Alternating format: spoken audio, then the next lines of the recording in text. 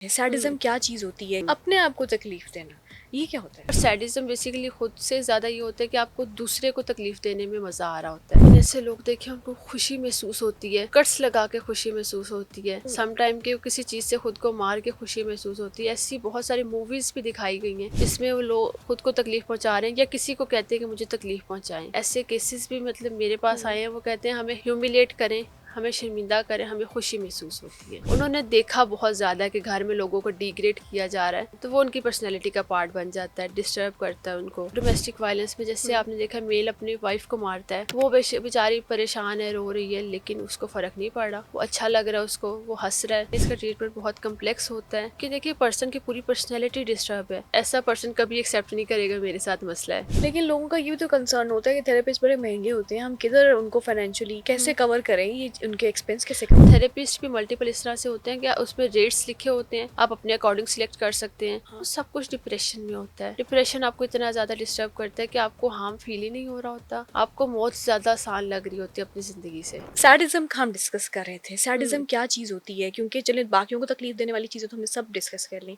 अपने आप को तकलीफ देना, ये क्या होता है?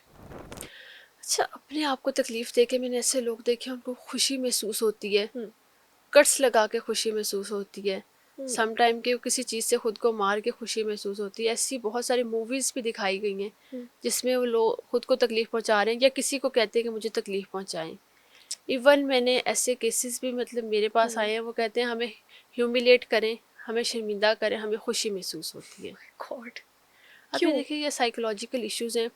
इसमें जो मोस्टली मुझे रीजंस जो मैंने नोटिस किए हैं, या बचपन में उनको बहुत ज़्यादा डिग्रेड किया गया तो उनको उस चीज़ की आदत हो जाती है, वो अच्छा लगना शुरू हो जाता है, या वो उस बदला लेने के लिए खुद भी डिग्रेड करना शुरू कर देते हैं। दूसरा, उन्होंने देखा बहुत ज़्यादा कि घर में लोगों को डिग्रेड किया जा रहा है, तो वो उनकी पर्सनैलिटी का पार्ट बन जाता है, डिस्टर्ब करता है उनको।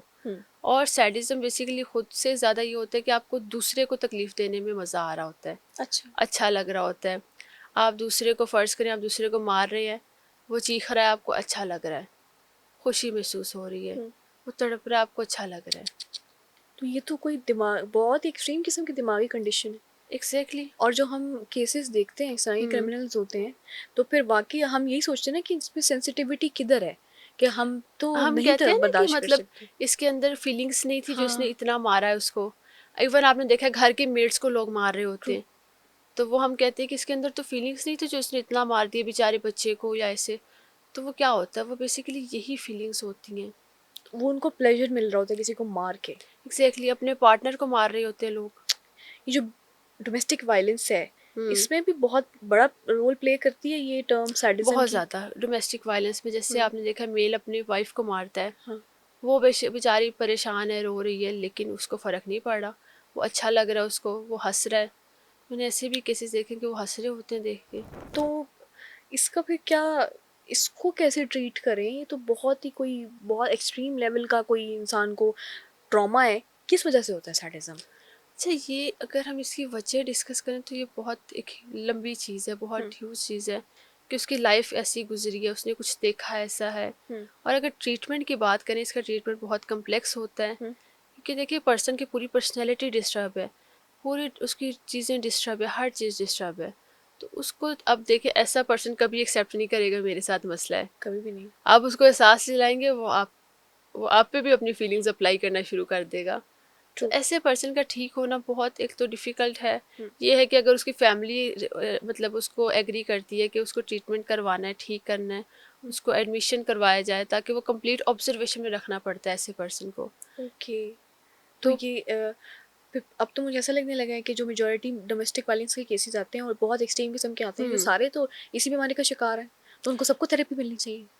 एग्जैक्टली थेरेपी होनी चाहिए, और थेरेपी का हमारे यहाँ पे रवाज नहीं है, मतलब ट्रेडिशन है ही नहीं कि थेरेपी लेना है, गलत बात समझी जाती है। आउट ऑफ कंट्री में अगर देखें तो लोगों को अगर सिंपल एनजाइटी का भी इशू होता है तो वो थेरेपी के लिए आते हैं, फिर मतलब फैमिली इश्यूज आ रहे हैं तब वो थेरेपी लेते हैं। अब थेरेपिस्ट क्या करते हैं, क्यों लेना ज़रूरी है? फैमिली में आप किसी से बात करेंगे वो आपको जज करते हैं, आपको ये कहेंगे कि आप लोग तो मतलब पागल हो, खुद ऐसे बातें बना रहे हैं। लेकिन जब आप थेरेपिस्ट के पास आते हैं, वो एक नॉन जजमेंटल वे में आपको एक पॉजिटिव एक ऐसा मशवरा देता है कि क्योंकि वो न्यूट्रल होके देता है, वो ना आपके पार्टनर की तरफ से देगा ना आपकी तरफ से देगा, वो न्यूट्रल होकर आपको डिसीजन देगा। फैमिली में कहीं ना कहीं पे बाइसनेस भी आ जाती है, तो इसीलिए थेरेपिस्ट के पास आना ज़रूरी है। लेकिन लोगों का ये भी तो कंसर्न होता है कि थेरेपिस्ट बड़े महंगे होते हैं, हम किधर उनको फाइनेंशियली कैसे कवर करें, ये उनके एक्सपेंस कैसे कवर अच्छा, करें? उसमें बहुत ज़्यादा ये है कि आप अपने बजट के अकॉर्डिंग भी, आजकल तो ऐप्स ऐसी आ गई हैं, हम्म, कुछ चैटबॉट्स होते हैं, उसमें आप अपना इशू लिख के, तो थ्रू कंप्यूटर वो आपको रिस्पॉन्ड करते हैं। हम्म, या थेरेपिस्ट भी मल्टीपल इस तरह से होते हैं कि उसमें रेट्स लिखे होते हैं, हम्म, आप अपने अकॉर्डिंग सिलेक्ट कर सकते हैं।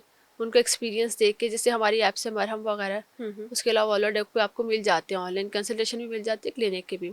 हम्म। तो वो आपकी अपनी चॉइस भी हो जाती है आजकल, ओके, तो आपके बजट के अकॉर्डिंग है। बजट के लेकिन अकॉर्डिंग आप बहुत देख सारे सकते लोगों ने आजकल चैट जीपीटी को अपना थेरेपिस्ट बनाया हुआ है। हैं। जितनी भी उनके मसले होते हैं या कोई कोई भी किसी किस्म का भी मसला है, क्योंकि एक बात चैट जीपीटी की जो है कि वो कभी भी आपको ऐसे मुंह पे आके रॉन्ग नहीं बोलता। तो हम्म। लोगों को ये चीज़ अच्छी लगती है। अच्छा, चैट हम्म, जीपीटी का ये भी इशू है कि उस पे आपको प्राइवेसी इश्यूज आ जाते हैं, आप हम्म, भी कोई पर्सनल इन्फॉर्मेशन आप उससे शेयर करते हैं, वो लीक हाँ, हो सकती है। Of course. ठीक है, दूसरी चीज़ ये कि चैट जीपीटी आपको कभी भी ये नहीं बताएगा आपकी मिस्टेक कहाँ कभी पे भी है। नहीं बताएगा। वो कहेगा अच्छा आपकी ये थोड़ी गलती है, लेकिन सामने वाले पर्सन को समझना चाहिए था। लेकिन आपने जो किया ये इसलिए किया है तो आप ठीक हैं, तो वो तो हम्म। इतनी खूबसूरत से आपको तो बिल्कुल सेव कर रहा है वो तो एक तरह से। एग्जैक्टली, वो तो हम्म, डिज़ाइन ही इसी तरह से किया गया है। हम्म, तो इसलिए कोशिश करें इंसान से थेरेपी लें, ओके। ह्यूमनिस्टिक थेरेपी की तरफ आएं, हम्म, क्योंकि मशीन है, वो उस पर इमोशंस नहीं है, हम्म, फीलिंग्स नहीं है, वो आपको उस तरह से समझ नहीं हम्म। सकता। अच्छा, कभी कभी कोई इंसान अपनी फीलिंग्स चैट जीपीटी से शेयर कर दे, हम्म। तो इसमें तो कोई गलत बात नहीं है। मैं नहीं करती, लेकिन मैं बहुत सारे लोगों के बिहाफ पे बोल रही नहीं, कभी कभी कर हूँ। सकते हैं, लेकिन बहुत कोई सीरियस फीलिंग्स उससे शेयर ना करें। कोई ऐसी इन्फॉर्मेशन जिससे आपको लगता है कि ये कहीं जा सकती है, हम्म, कोई पिक्चर जैसी ना शेयर करें उसके साथ। हम्म। तो लिमिटेशंस हाँ, छोटी मोटी थोड़ी लड़ाई बहुत। किसी दोस्त से हो गई, कोई मशवरा चाहिए या कोई वैसे ही अगर आप वैसे दिल की बोर हो भड़ास रहे हैं, थोड़ा सा निकालनी वैसे एंटरटेनमेंट का दिल कर रहा है, तो आप कर सकते हो उससे है। शेयर। अदरवाइज नहीं करना चाहिए। नहीं एआई के करना साथ चाहिए। इतना इतना उस पर ना इन्हसार करें कि वो हम्म। आपको इस्तेमाल करने लगे। हम्म। खुद को नुकसान पहुंचाना भी डिप्रेशन की एक निशानी होती है, एंग्जाइटी की निशानी होती है। और ये कौन सी फॉर्म का डिप्रेशन होता है कि आप अपने आप को नुकसान पहुंचाने लगे? फिर क्या इसकी एक्सट्रीम फॉर्म सुसाइड ही होती है?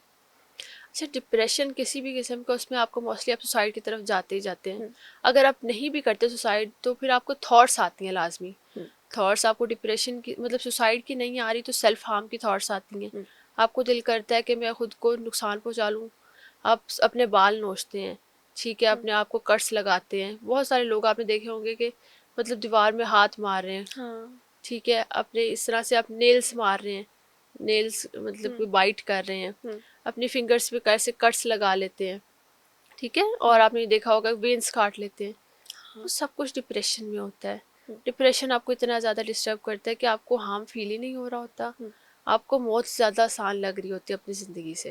हम्म।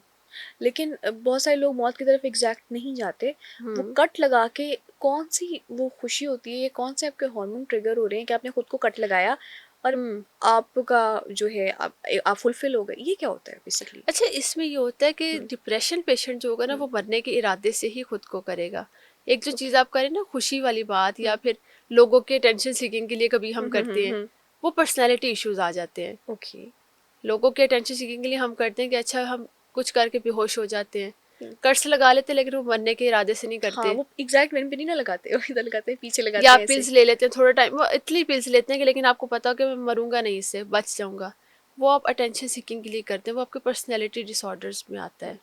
वो डिप्रेशन नहीं है। नहीं, और जो डिप्रेशन। डिप्रेशन में जब आप करेंगे ना, वो आप मरने के इरादे से ही करेंगे। हम्म, वो अलग बात है आपकी डेथ हो रही या नहीं हो रही, हम्म, बच भी जाते हैं लोग हम्म, अनफॉर्चुनेटली, मतलब वो कहते हैं कि हम बच गए हैं, हाँ। तो वो हमेशा मरने के इरादे से और मैंने करेंगे। तो एक दो और केसेस देखे हैं कि सिर्फ कोई बात मनवाने के लिए किसी ने कोई पिल्स खाई और उसकी डेथ हो गई। कि हम्म। इसका आप। अब देखिए, बात मनवाने के लिए किया, हम्म, बेसिकली उसने अटेंशन सीकिंग के लिए किया, या।